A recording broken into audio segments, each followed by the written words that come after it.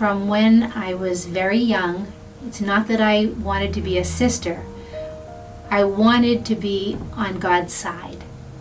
I really believed that we were meant to be about goodness, about being part of what was good in the world. And I had a clear sense of that, and a clear sense that I was supposed to be part of it. And so I think that was like the earliest roots of feeling that connection with God and wanting to be God's helper, in a sense. And then it wasn't until I was in college that the idea of becoming a sister even crossed my mind. I started doing prevention work in the late 80s, and so I was doing prevention of substance abuse and AIDS and violence. That population is often marginalized, and I believed so strongly that that's where Jesus stood, and I wanted to bring that message to them of hope and of unconditional love and of belonging. After 17 years in that ministry, I felt like it was time for a change.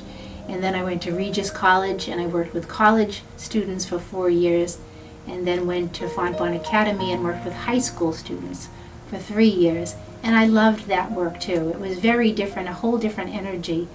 But what I've come to learn is that it's all about the relationships. As long as there's a person standing in front of you, you have the opportunity to do God's work.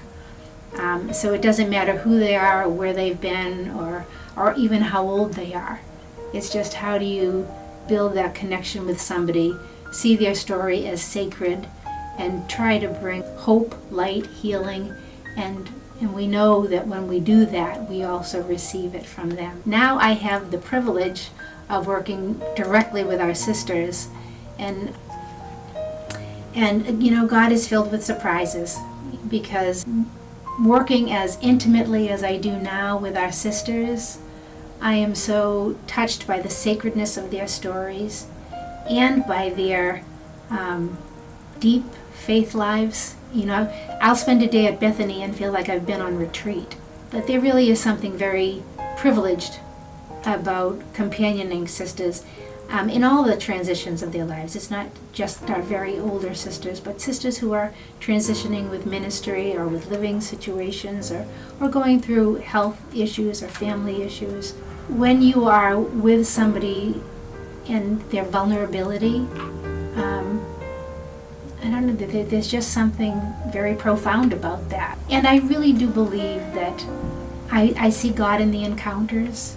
I mean, that sounds like something you could read in a book, but that really is my experience, that I do meet God, I meet Christ in the stories of the people that I'm walking with.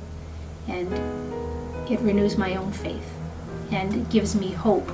Even in these uncertain times, I do live with hope.